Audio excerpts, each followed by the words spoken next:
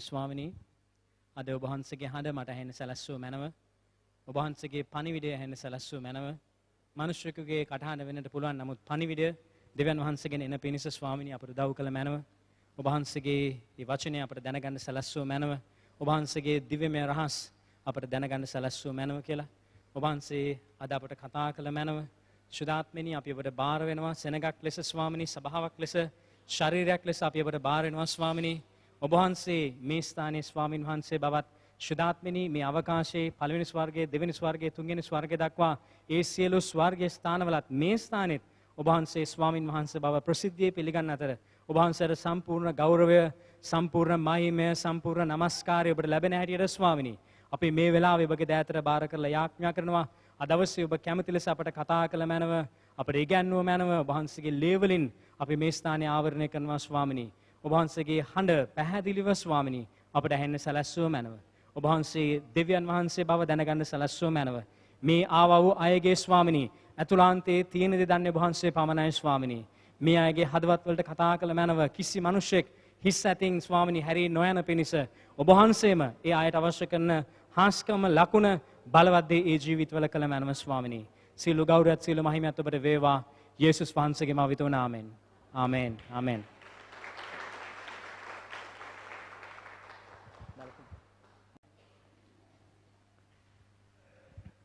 ඔබ දන්නවා මම සාමාන්‍යයෙන් දේශනා කරන්න පටන් ගන්නේ මොකක් හරි කතාවක් කියලා මම දන්නවා ටික දිනක් hina වෙනකොටම දන්නවා මේ ඉල්ලන්නේ කතාව තමයි කියලා ඔබ දන්නේ මේ රහස් පරීක්ෂක කතා ලියන කතාවක ඉන්න මිනිහෙක් ඉන්නවා සර් මේ ආතර් කොනන් ඩොයිල් කියලා රචකයෙක් ලිව්වා ෂර්ලොක් හෝම්ස් කියලා මේ මිනිහෙක් ගැන බොහෝ රහස් පරීක්ෂක කතා ගොඩක් ඒ රහස් පරීක්ෂකයා ඒ කතාවල ඒ රහස් පරීක්ෂකයාගේ එහෙම නැත්නම් ඒ ෂර්ලොක් හෝම්ස්ට ඉන්නවා යාළුවෙක් හොඳ ඉගෙනගත්ත දොස්තර කෙනෙක්.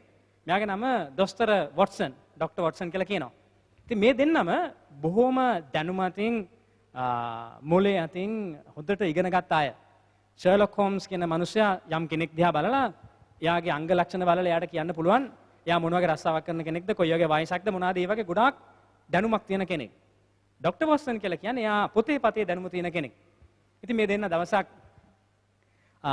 මේ දෙන්න හොඳ යාළුවෝ දවසක් මේ දෙන්න තීරණය කෙරුවා අපි යූත් එකේ දැම්මම ඉන වෙන මොකද යූත් එකේ දන්න නිසා කතන්දරේ මේ දෙන්න තීරණය කෙරුවා මේ කැම්පින් ට්‍රිප් එකකට යන්න කියලා. ඒ කියන්නේ ඔවුන් ටෙන්ට් එකක් අරන් ගිහලා යම් තැනක ගහලා ගඟක් අයිනේ ඊට පස්සේ මොනවද කරන්නේ ඒ ළඟ මාළු තියෙනවා මාළු ටිකක් අල්ලලා බැදලා කාලා අපි බාබකියු දාන්නේ.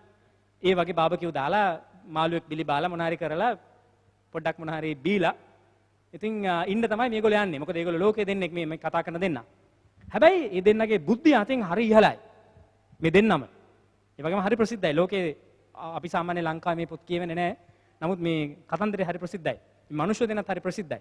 ඉතින් මේ දෙන්න දවසක් තීරණය කරුවා ඒගොල්ලෝ යනවා මේ කැම්පින් ට්‍රිප් එකකට කියලා. ඉතින් මේගොල්ලෝ ගිහලා එතන ටෙන්ට් එක ගැහුවා. ඉස්සරහා ගිනි මැලයක් ගැහුවා. අර බාබකියු දාන්න මොන හරි කරන්න ඉතින් අපි වගේ පිඹලා අඟුරු පත්තු කරලා ඔක්කොම කරලා දැන් අරගෙන මාළු ටිකකුත් බැදලා ඔක්කොම කරලා රෑ 10 මාර 11 විතර උනා කලුවර වැටිගෙන ආව. ඉතින් මේගොල්ලෝ චුට්ටක් අනම්මනම් පාවිච්චිත් කෙරුවා. පාවිච්චි කළා මොනවද කරේ මේගොල්ලෝ රෑ 11 මාට 12 වෙද්දි නිදිය ගත්තා. නිදියගෙන මොනවද කරන්න ගත්තේ? එකපාර නිකන් රෑ 2ට මාරට විතර වගේ ෂර්ලොක් හෝම්ස් ඇහැරුණා. එහෙම නැත්නම් ඒ රහස් පරීක්ෂකයා යා ඇහැරුණා.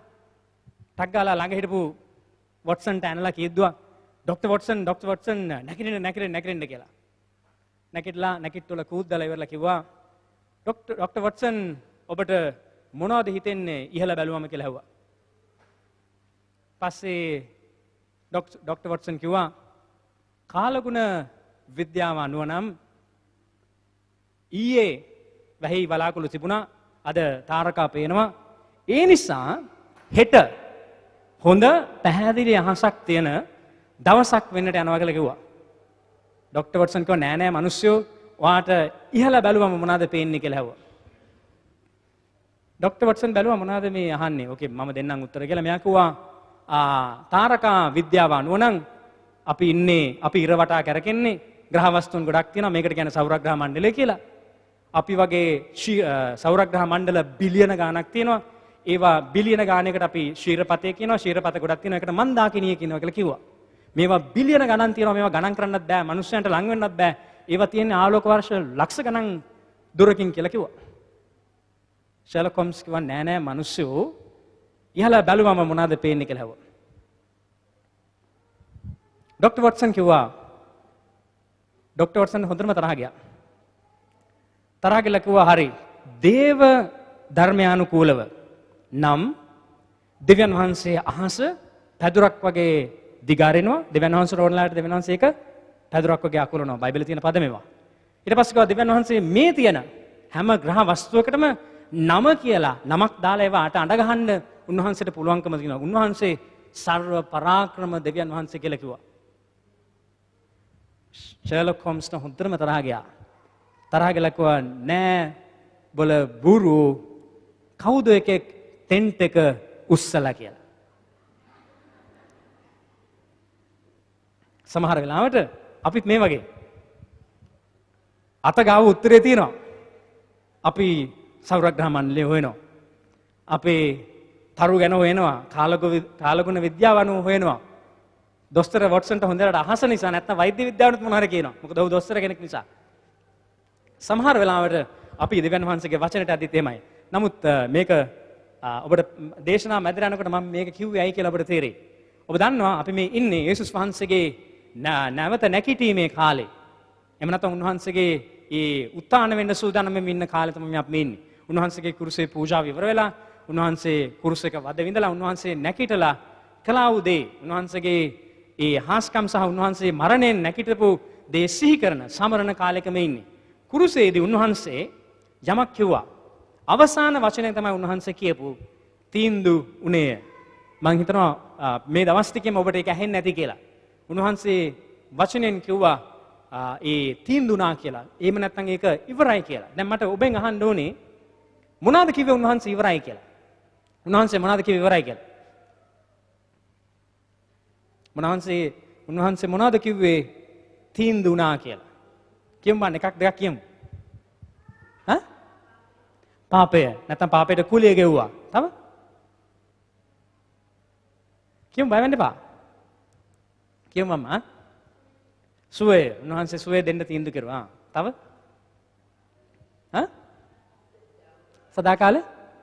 සදාකාල ජීවනය. තව? ඒ සේරම තීන්දුව නා කියලා කිව්වා. අපි චුට්ටකට 1 තෙසලෝනික පොතේ බයිබලයේ පෙරලන්න වෙලා නැහැ අපිට. 1 තෙසලෝනික 5:23 අපි යම් දෙයක් බලන්නට යනවා. 1 තෙසලෝනික 5:23 කියනවා සමාදානයේ දෙවියන් වහන්සේම නුඹලා සහ මුලින්ම පවිත්‍ර කරනසේක්වා. නුඹලාගේ මුළු ආත්මයත් ප්‍රාණයත් ශරීරයත් අපගේ ස්වාමී යේසුස් ක්‍රිස්තුස් වහන්සේගේ ඊමේදී නිදොස්ව තිබෙන ලෙස ආරක්ෂා කරනු ලැබේවා. මේ ස්ථානයේ තමයි බයිබලයේ ලියලා තියෙන්නේ මිනිස්සුයෙකුට ආත්මයත් ප්‍රාණයත් ශරීරයත් තියෙනවා කියලා. ඒ කියන්නේ මිනිස්සුෙකුට කොටස් 3ක් තියෙනවා කියලා. දැන් ඔබ දැක්කත් දන්නේ මෙතන ලියනවා මුළු ආත්මය කියලා. මුළු ආත්මය කියන එක සාකච්ඡා කරන්න වෙලා නැහැ. පස්සේ දවසක් බලමු. මෙතන කියනවා කොහොම හරි මුළු ආත්මය කිව්වොත් මුළු ආත්මය කියන අදහස වෙන්නේ මොනවද? ආත්මේ කොටස් තියෙනවා. එහෙම නෙමෙයි. තියෙනවා. පස්සේ අපි ඉගෙන ගමු. හරි. දැන් ඒ නිසා මිනිස්සුෙකුට අපි දැන් දන්නවා මේ කොටස් තුන තියෙනවා කියලා. ආත්මය තියෙනවා, ප්‍රාණය තියෙනවා, ශරීරය තියෙනවා. ඕනෑම මිනිස්සෙකුට ආත්මයක් තියෙනවා, ප්‍රාණයක් තියෙනවා, ශරීරයක් තියෙනවා. එතකොට මේ කොටස් තුන තියෙනවා කියලා බයිබලයේ සඳහන් වෙනවා. අපි චුට්ටකට ඉක්මනින් යන්න යනවා. යෙසායා 53 1 ඉඳලා 11 වෙනකල්. ඔබ අපි මේ යෙසායා 53 වැරදිලා හරි කොලයක තිබුණා නම් ඒක ගෙවෙන තරම් අපි කියවලා ඉවරයි. අපි අතර දීලා තිබ්බනම් ඒක දිය වෙලා ගිහිල්ලා. ඔය සමහර කතෝලික අය දන්නවා මේ යාඥා පොත් තියෙනවා. සාක්කුවේ දාගෙන යනවා. සාක්කුවේ දාගෙන ගිහිල්ලා පාවිච්චි කළා කවර කෑලිත් නැහැ.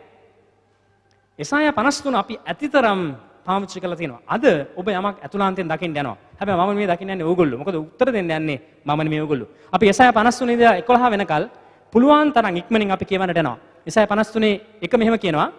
අපි ඔක්කොම කියමු 1 2 3යි. අප විසින් දැන්වූ දේ විශ්වාස කළේ කවුද?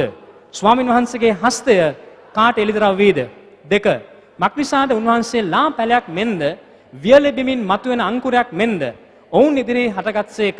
උන්වහන්සේට රෝවක් ශෝභනකමවත් නැත. අප විසින් උන්වහන්සේ දකින විට උන්වහන්සේ කෙරෙහි ආශාව වීමට ලක්ෂණකමක්ද නැත. අපි විනාඩියකට නවත්තලා ඔබ එසaya 53 අපි ඉගෙන ගන්නකොට ඔබ දන්නවා ගොඩක් දෙනෙක් කියනවා මේ මෙතන කියන්නේ යේසුස් වහන්සේගේ කුරුසේ ස්වභාවය කියලා.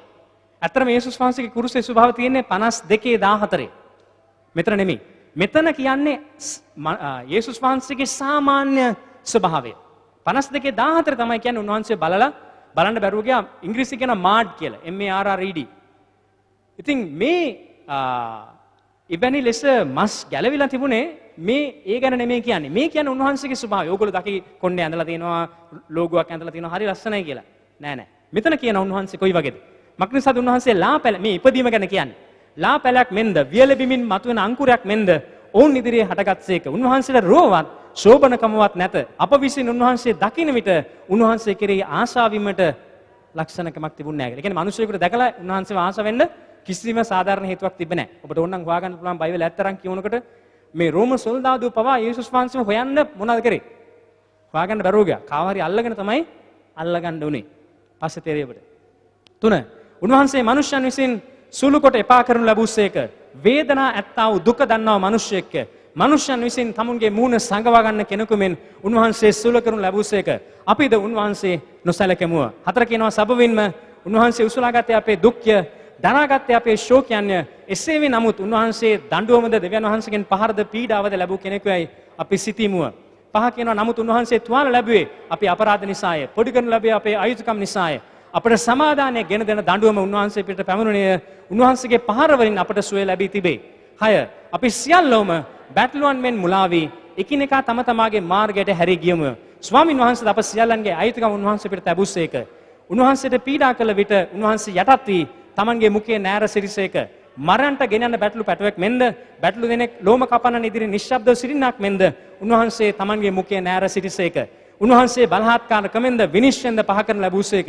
ජීවත්ව සිටින්නන්ගේ දේශයෙන් උන්වහන්සේ සිදෙන් දබුන් ලැබූ බව උන්වහන්සේගේ පරම්පරාවේ කවරෙක් කල්පනා කළේද? උන්වහන්සේ තනු ලැබුවේ මාගේ සෙනගගේ වරද නිසාය.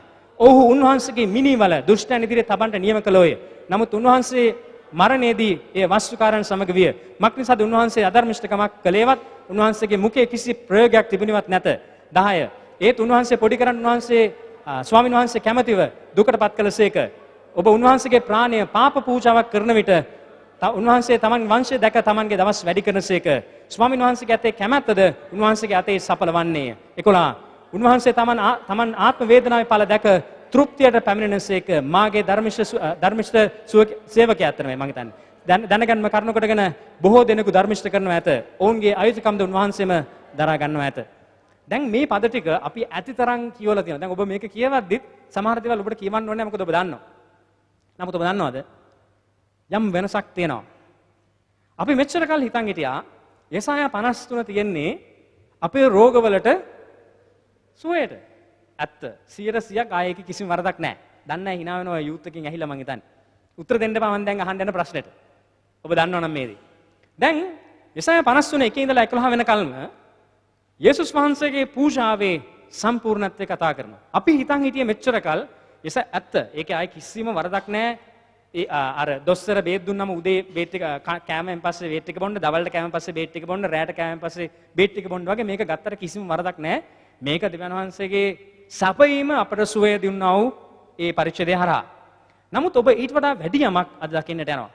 ඔබ බැලුවොත් යෙසායා 53 එකේ ඉඳලා 9 වෙනකල් තියෙන උන්වහන්සේගේ මොනවා ගැන සඳහන් වෙලාද? චුට්ටක් කොමින්. ඊට පස්සේ යෙසායා 53 10 වෙනි පදේ ලියවිලා තියෙන උන්වහන්සේගේ මොනවා ගැන? යෙසායා 53 11 ලියවිලා තියෙන්නේ මොනවා ගැන?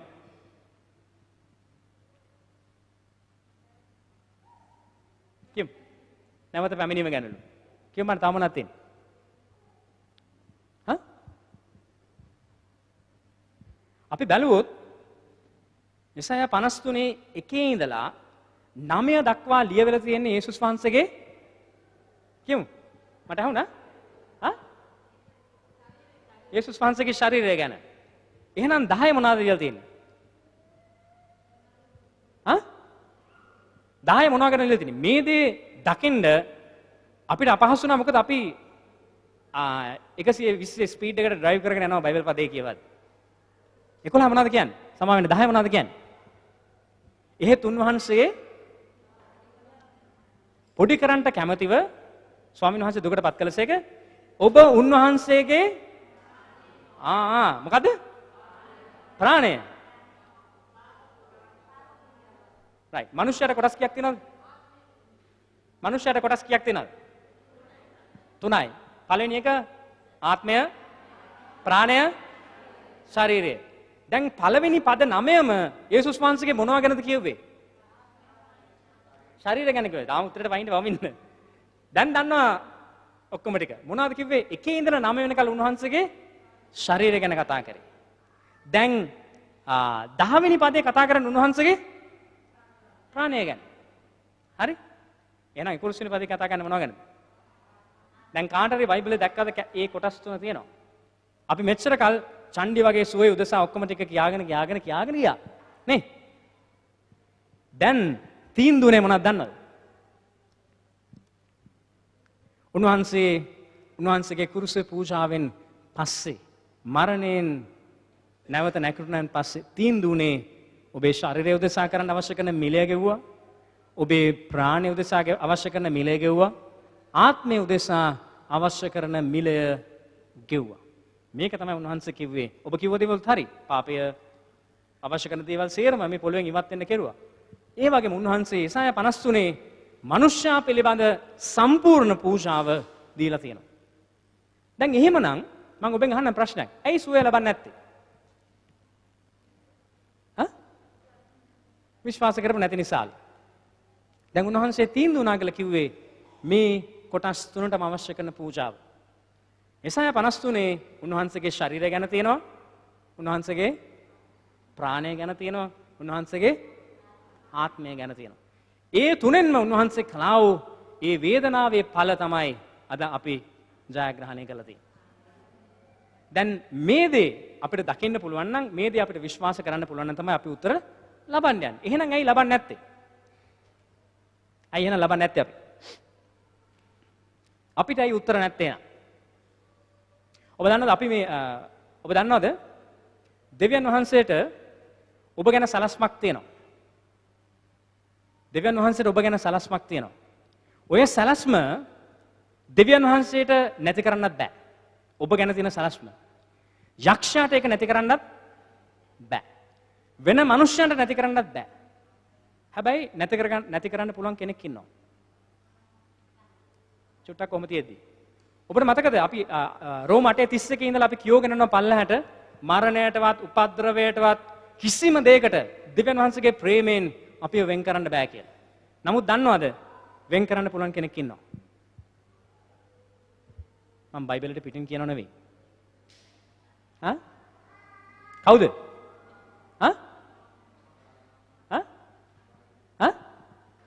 ඇහුනේ? නෑ ඒක චුට්ටකට තියන්න මම වෙන ප්‍රශ්නයක් මේ අහන්නේ. මම ඔබෙන් අහන්නේ තමන් දෙවියන් වහන්සේගේ ප්‍රේමයෙන් දෙවියන් වහන්සේටත් බෑ ඔබ වෙන් කරන්න. හැබැයි ඔබට පුළුවන් ඕනම වෙලාවක මට ඔබ වහන්සේ ඕනේ නැහැ මං යනවා මගේ ජීවිතය කියලා ඇඟිලා යන්න පුළුවන්. නේ? දෙවියන් වහන්සේට ඔබ ගැන සලස්මක් තියෙනවා ඔබට කැඳවීමක් තියෙනවා ඔබට ඔක්කොම තියෙනවා. හැබැයි ඕක නැති කරගන්න පුළුවන් කාටද? අපිට විතරයි. ඒක යක්ෂයාට නැති කරන්න බෑ. ඔබේ අසල්වැසියට බෑ. ඔබට විරුද්ධව කතා කරන කෙනාට බෑ. ඔබට විරුද්ධව කෑ ගහන කෙනාට බෑ. දෙවියන් වහන්සේවත් ඒක නැති කරන්න. හැබැයි කාටද නැති කරගන්න පුළුවන්? මට කිව්වාගේ ඔබ වහන්සේගේ සුවයත් ඕනේ නැහැ. ඔබ වහන්සේගේ පල්ලියත් ඕනේ නැහැ. මං එන්නෙත් නැහැ පල්ලි. මම යනවා මට ඕන නැත්තේ මට ඕනේ නැහැ ගැලවීමක් කියලා ගියාගේ නැද්ද? පුළුවන්. එහෙනම් කාගේ අතේද වැඩේ තියෙන්නේ? මගේ අතේ. ඔබේ අතේ. දැන් මේ සියල්ල ලබන්නත් කාගේ අතේද වැඩේ තියෙන්නේ? අපේ අතේ. දැන් ලබන්නේ නැත්නම් ඒක දෙවියන් වහන්සේගේ වරද නෙමෙයි. ඒක පල්ලිය වරදක් නෙමෙයි. ඒක ඔබ ඉන්නා වූ ඒ සභා වර්ගයේ වරදක් නෙමෙයි. ඔබ විශ්වාස කරන ඒ ආගම එහෙම නැත්නම් ඔබ ඉන්නා ආගමේ වරදකුත් නෙමෙයි ඇත්තම කිව්වොත් එම කාර්යය. ඒක තියෙන්නේ ප්‍රශ්නේ අපි ගාව. වෙන කොහෙවත් නෙමෙයි. අපි ගාව තියෙන්නේ වැඩේ. මොකද අපි දන්නේ නැහැ මේ සියල්ල විශ්වාස කරන්න. මොකද අපිට තේරෙන්නේ නැහැ මේ සියල්ල විශ්වාස කරන්න. දැන් උන්වහන්සේගේ ප්‍රාණ පූජාවක් උන්වහන්සේ කළා නම් ප්‍රාණයට අයිති කොටස් ටික තමයි මනස, සිතුවිලි, බුද්ධිය දැනම ගොඩක් දේවල් තියෙනවා. යාට සිතුවිලි ගොඩක් ඒවා කියනවා. සිංහලෙන් හරි අමාරුයි මේවා කියන්නේ. දැන් මේ දේවල් ඔබව ඔබගේ කැඳවීමෙන් පල්ලහැට දාන්න, ඔබගේ සැලැස්මෙන් පල්ලහැට දාන්න දෙවියන් වහන්සේගේ ප්‍රේමයෙන් ඔබ ඈත් කරන්න තීරණය ගන්න ඕන කවුද? අපිනේ ගන්න ඕනේ. ඔබ උදාහරණයකට ගියොත් උප්පත්ති මුලේ සිද්ධ වුණේ මේ දෙයමයි. ආදම් සහ ඒවට කෙලින් තර්ජනය කරලා කවදාවත් මේ පොළොව දිනා ගන්න බැරුව තිබුණ යක්ෂයාට කරන්න තිබුණ ලොකුම දේ දෙවියන් වහන්සේට විරුද්ධව කැරලි ගහන සලස්වන එක. ඒතර මොකද දෙවියන් වහන්සේගෙන් දඬුවම ඇවිල්ලා තමන්ගේ තැනින් එළියට බහලා යන්න සලස්වනවා. මේ දේ සිද්ධ වෙන්නේ දැන් කොහෙද දන්නවද? දැන් මේ සටන තියෙන්නේ. එහෙම නැත්නම් මේ පොර බැදීම තියෙන්නේ මනසේ. ඒකයි අපිට ලබා ගන්න බැරි. මෙතන අපි පාස් ශාන්ත දවස් ගාන නිරාර වෙනදා යාඥා කළා ඔක්කොම ඇවිල්ලා ඔබට අත තියලා යාඥා කළා යන්න පුතා දෙවියන් වහන්සේ කරලා ඉවරයි කියලා. එළියට බහපු ගමන් කවුරු කෙනෙක් පොඩි ටෙලිෆෝන් කෝල් එකක් දාලා කියනවා මේ දැන් මාර වැඩේලා තියෙන දැන් මේ ඩුබායි තව චුට්ටක් වැඩිලා ආර්ථිකෙත් කඩන් වැටිලා තවත් රස්සවල අස්කර යනවා. එක තප්පරයක දෙයක් ඇති. අයියෝ මගේ වැඩේ වෙන්නේ නැහැ නම් මගේ වැඩේ වෙන්නේ නැහැ මගේ වැඩේ වෙන්නේ නැහැ. දැන් මේ වැඩේ සිද්ධ වුණේ ඔබ ඇත්තටම දැක්කද කොහේ හරි වාර්තා තියෙනවා. කොහේ හරි මේ බැංකුව වාර්තා පෙන්නනවා. දැන් මේ යන විදියට ඩුබායි ඉවරයි. ලංකාව ඉවරයි. ඩුබායි අල්ලන්න ඕනේ ලංකාවට යන්න. කොහේ හරි ඔබ බැංකුව වාර්තාවක් මොකක් හරි දැක්කද? ලංකාව නාස්ති වෙන්නේ නැහැ දැක්කද? නමුත් ඔබ මෙතනින් එළියට බහපු ගමන් ඔබේ මනසේ පොර බැදීම පටන් අරගෙන ඉවරයි. ඔබ දන්නවද මට වෙලා නැහැ කොටින්ම අපි එක චුට්ටකට තියමු. දැන් මම ඔබට කියන්න හදන දේ ඔබව ඔබගේ තනින් පල්ලෙහාට දාන්න ඔබට ගහගන්න ඔබගේ මූණට එන්නේ නැහැ. එහෙම නැත්නම් ඔබත් එක්ක සටන් කරන්න මූණලා එන්නේ නැහැ. වැඩ කරන්නේ කොහෙද? බඩ ඇතුලේ. ඇතුලේ තමයි වැඩ තියෙන්නේ. දැන් සමහර දේවල් ඔබට සිද්ධ වෙන්න හිතනවත් නැහැ. පැත්තක් රෙදෙනවා මං හිතන්නේ දැන් තාත්තත් heart attack අයියත් heart attack එන මටත් පොඩ්ඩක් නේද? ඒ වගේ තමයි කියලා. සමහරවිට මේ ඔබ ඊයේ මොනවාරි කරන්න ගමන් වෙච්ච එකක් රිදෙනවා. දැන් ඔබගේ මනසට මෙහෙම දේවල් දානවා. ඉතින් මේ මුළු සටනම මුළු පොර බැදීමම තියෙන්නේ කොහෙද? මනසේ. දැන් මම දන්නවා මම කිව්වොත් ඔබ hina වෙයි. මේ වැඩේ සිද්ධ වෙන්නේ වැඩියෙන්ම කාන්තා පාර්ශවයත් එක්ක වැඩියෙන්ම. ආමෙන් කිමුද පිරිමියයි බාන. කසාද බැඳපුවා තමයි ආමෙන් කියන්නේ. දැන් පිරිමියක් දන්නවා මේ මොනොත් මේ අපි කමන්නේ අපි ඒ වෙලට බලාගම් ෆයිට් එක දෙමු ඒ වෙලාවට කියලා. කාන්තා ඔබට එහෙම ආවනම් මොන හරි සිතුවිල්ලක් ඔබ තට්ටු තුනක විතර ගේකුත් ගහලා ඉවරයි. තාම වැලිවත් ගෙනල්ලා නැහැ භෞතිකව ඒ දෙක කරන්න. නමුත් ඔබ මනසින් දැන් මට අරගොල්ලෝ මෙහෙම කියනවා ඇති. මේගොල්ලෝ මෙහෙම කියනවා ඇති. ඒගොල්ලෝ මෙහෙම කියන නිසා තමයි දැන් මෙයා මාත් එක්ක කතා කරන්නේ නැත්තේ. එයා ඒක තමයි දැන් මන් දිහා බලන්නේ නැතුව අහක බලාගෙන යන්නේ. ඒකයි දැන් මේ මාව පල්ලියේදී ප්‍රයිස් ද ලෝඩ්ඩත් කියන්නේ නැත්තේ. ඒක තමයි මට කතා කරන්නේ නැත්තේ. ඔබ හරියට හොයලා බැලුවොත් එයාට කතා කරගන්න බැරි ඇයි දන්නවද? එයාට යාගෙම සටනක් තියෙනවා. ඔයාට ප්‍රයිස් ද ලෝඩ් කියන්න වෙලාවක් නැහැ. අපි හිතන්නේ එහෙමයි. නමුත් වැඩේ තියෙන්නේ කොහෙද? වැඩේ තියෙන්නේ කොහෙද? අපි ගාව. කතා කරන්නේ නැත්නම් බ්‍රදර් කතා කරන්න බැරුණානේ මචං මිස් වුණානේ කියලා අතරක් දීලා කතා කරලා බලන්න. ඕ බ්‍රදර් මාර අප්සෙට් එක බාන්නකෝ ටයර් එකේ හුලං ගිහලානේ මම මේ යන්නේ ටයර් එකට පැච් එකක්. එතකොට තමයි අපි දන්නේ මේ මිනිස්සයා ප්‍රශ්නෙන් කියලා. නැත්නම් අපි හිතනවා මෙයා දැන් හරි ගණන් දැන් ඒ නිසා තමයි දැන් අර පැත්තෙන් යන්නේ කියලා. එහෙම නිතන්නේ අපි. එහෙම නෙමෙයි. එහෙම තමයි. ආය අහන්න දෙයක් නැහැ. ඒ නිසා දැන් උන්වහන්සේ තීන්දුව කළා කුරුසේදී මොනවා ගැනද? ආත්මය ගැන, ප්‍රාණය ගැන, ශරීරය ගැන. වැඩේ තියෙන්නේ පළවෙනි පද 9ෙම කතා කරන්නේ ශරීරය ගැන. එක පදයක් කතා කරනවා ප්‍රාණය ගැන, එක පදයක් කතා කරනවා ආත්මය ගැන. දැන් ප්‍රාණයේ තියෙන කොටස තමයි මනස. දැන් බයිබල් පද ගොඩක් තියෙනවා පෙරලන්න වෙලා නැහැ. අපි එකක් කරමු. අපේ සටන වනාහි අපේ ඇතුළාන්තයේ තියෙන එකක් කියලා දැනගෙන අපි චුට්ටකට ඉන්න ස්ථානයේ නැගිටලා අපි උන්වහන්සේට කියමු ස්වාමිනී. උන්වහන්සේ කුරුසේදී තීන්දුව කළ දෙයි. ඔබ වහන්සේ දුන්නු ජයග්‍රහණය අපෙන් යක්ෂයාට හොරකම් කරන්න බැරි වෙන පිණිස අපේ මනසේ තියෙනා වූ ඒ සටන එහෙම නැත්නම් පොර බැදීම ජය ගන්නට අපට ඇදහිල්ල දෙන්න කියලා. අපි කියමුද ස්වාමිනී ඒ සංගීත චුට්ටකට ගායනා කරන බලේ ඒ නාමෙන් සුවය ඒ නාමෙන් ජය ඒ නාමෙන් ඔබට පුළුවන් ද ඔබගේ අතුලාන්තයෙන් ඔබ උන්වහන්සේට කියන ස්වාමිනී මම බොහෝ දේවල් කරන්න හදනකොට මාව පස්සට අදින දේවල් තියෙනවා. මම ගොඩක් දේවල් සැලසුම් කරනකොට මගේ අතුලාන්තයේ පස්සට අදින දේවල් බොහෝ තියෙනවා. මගේ ජීවිතේ අද වුණත් ඔබට සමහර දේවල් වෙලා නැහැ. ඔබ බයෙන් ඉන්නවා වෙයි කියලා. ඔබ දන්නවද මේ මානසික විද්‍යාව හදාරන අය කියනවා ඔබ බය වෙන දේවල් වලින් 90%ක් සිද්ධ වෙන්නේ නැහැ කියලා. ඇත්තටම 97ක්. 3%ක් විතරයි ඔබ බය වුණත් නැතුණත් එන්න පුළුවන්කම තියෙන්නේ කියලා. නමුත් ඔබගේ අතුලාන්තයේ ඔබ අද බය වෙලා නම් ඔබට සමාදානිය නැතිනම් උන්වහන්සේ කුරුසක මලුන්ගෙන් නැවත නැකිටලා එහෙම නැත්නම් කුරුස යන ගහලා ඉන්න වෙලාවේ උන්වහන්සේ තීන්දුවනා කියලා කිව්වේ ඔබගේ මනසට විරුද්ධව සටන් වදින යක්ෂයාගේ බලවේග බෙදින්න ඔබගේ මනසට විරුද්ධව ඔබගේ සිතුවිලි වලට විරුද්ධව ඔබට වැරදි අදහස් ගෙන ඔබ දෙවියන් වහන්සේගේ කැඳවීමෙන් ඔබව ඈත් කරන්න හදන දෙවියන් වහන්සේගේ ප්‍රේමෙන් ඔබව ඈත් කරන්න හදන යක්ෂයාට බෑ දූතයන්ට බෑ වෙන කිසි දෙයකට බෑ. හැබැයි ඔබට පුළුවන් දෙවියන් වහන්සේගෙන් ඈත් වෙලා යන්න. ඒ ඈත් වෙලා යන පිණිස ඔබව කලබල කරන යක්ෂාන්ධකාර බලවේග අද මේ සමස් කාලේ මේ ස්ථානෙන් බිඳෙන්නට යනවා. ඔබගේ මනස නිදහස් වෙන්නට යනවා. ඒ ගායනය අපි ගායනා කරලා කියන වෙලාවේ ඔබගේ ඇතුළාන්තයෙන් ඔබ කියනද ස්වාමිනී ඔබ වහන්සේ මාව පවිත්‍ර කළ මැනව මගේ මනස පවිත්‍ර කළ මැනව ඒ සියලු ඉල්ලීම් වලින්ද ඒ ආත්මයන් වහන්සේගෙන් කරුණ කොටගෙන යාඥා කරන්න සුතිවන්ත හදවතකින් යාඥා කරන කල ඒ උන්වහන්සේගේ සමාදානය අපගේ ජීවිතවල රජකම් කරන පිණිස අපේ හදවතවල රජකම් කරන පිණිස ඔබට කිසි දෙයක් වෙලා නැහැ මගේ සහෝදරයා සහෝදරිය ඔබ බය වෙලා හිටියට ඔබගේ ඇතුළාන්තයෙන් ඔබ පත්තු වෙලා හිටියට දෙවියන් වහන්සේ ඔබ ගැන සලකමින් ඉන්න ඔබ කියනද ස්වාමිනී මාව නිදහස් කළ මැනව මාව නිදහස් කළ මැනව මාව නිදහස් කළ මැනව මේ බලවේග ඒ මනස කලබණ්ඩ හදන මගේ දරුව විනාශ වෙන්න යනවා කියලා මගේ පවුල විනාශ වෙන්න යනවා කියලා මගේ ජීවිතේ නැති වෙන්න යනවා කියලා මගේ ආර්ථිකේ කඩන් වැටලා කියලා මට ප්‍රශ්න තියෙනවා කියලා ඔබගේ ඇතුළාන්තයෙන් කතා කරන හඬට අපි යේසුස් වහන්සේගේ නාමයෙන් අණ දෙන්නට යනවා ඔබ ජීවිතේ ජය ගන්නට යන ඔබ කියනද ස්වාමිනී මාව මේ වෙලාවේ නිදහස් කළ මැනව ඔබගේ ඇතුළාන්තයෙන් ඔබ කියනද ස්වාමිනී මාව නිදහස් කළ මැනව මාව නිදහස් කළ මැනව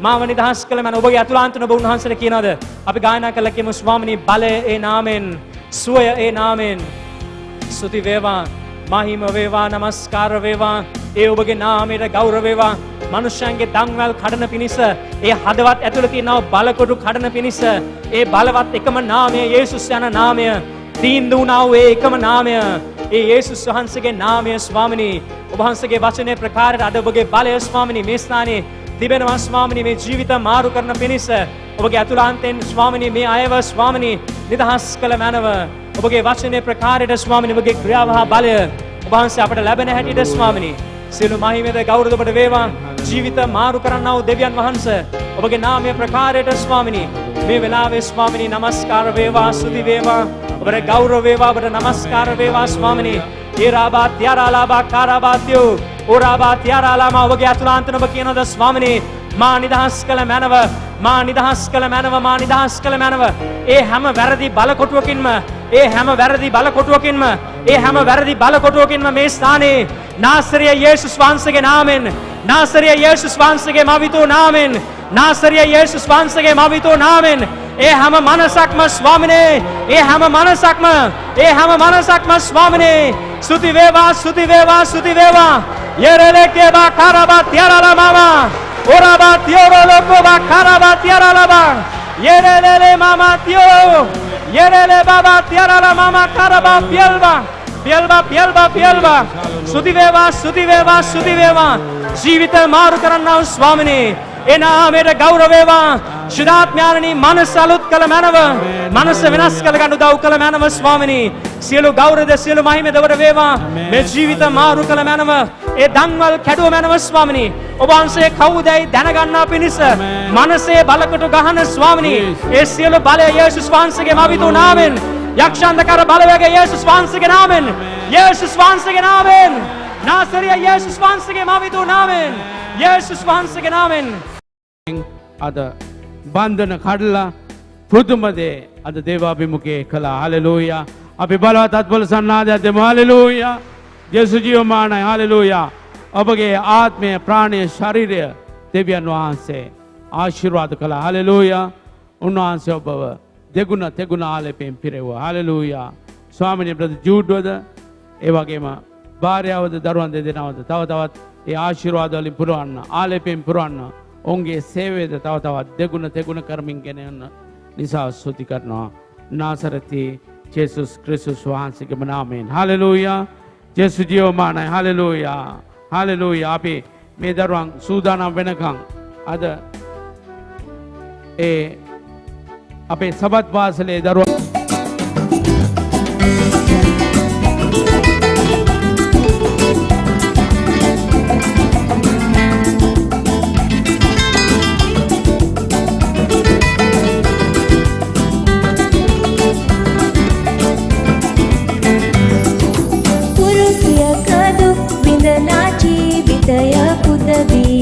ඔබ පෑව ඒ ආදරේ ජෙසුනී වෙන කවුද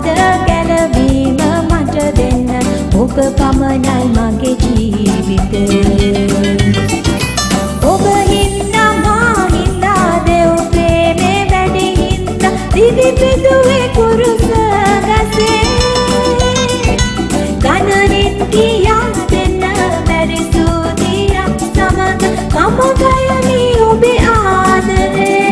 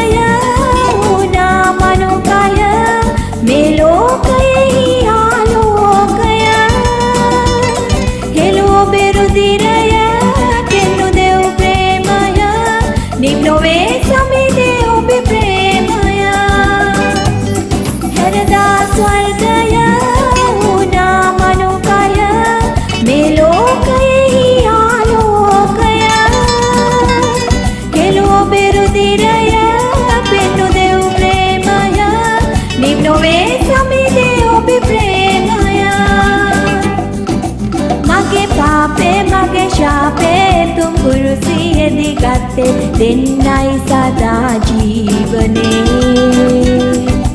කස පහර විඳගත්තේ කටු ඔටුනු හිස දැම්මේ සුව දෙන්නයි මගේ ජීවිතේ